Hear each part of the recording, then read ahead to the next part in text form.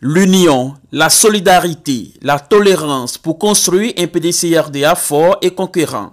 Telles sont les aspirations du président du PDCRDA, Tidjam Thiam. Pour joindre l'acte à la parole, il a échangé cet après-midi du mardi 20 février 2024 avec plusieurs cadres et militants du Parti démocratique de Côte d'Ivoire, sanctionnés par le parti pour indiscipline. C'était à la maison du PDCRDA à Cocody.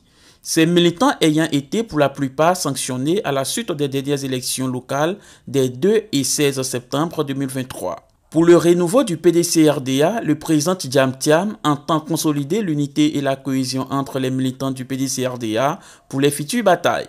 Comme je l'ai indiqué pendant la campagne et ensuite au moment de mon élection et depuis mon élection, l'union est indispensable. Bien sûr au niveau du PDCI, mais ensuite au niveau de la Côte d'Ivoire.